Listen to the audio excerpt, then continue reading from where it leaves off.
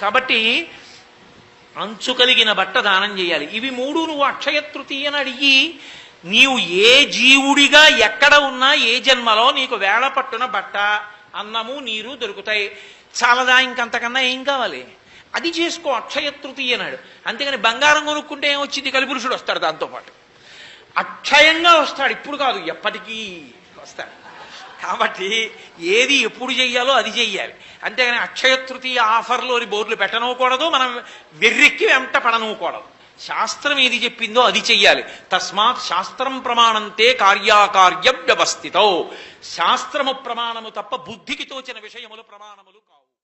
ఈ వీడియోపై మీ అభిప్రాయాన్ని కామెంట్ చేయండి. మరిన్ని పురాతన దేవాలయాల సమాచారం కోసం మన టెంపుల్స్ గైడ్ ఛానల్ని సబ్స్క్రైబ్ చేయండి.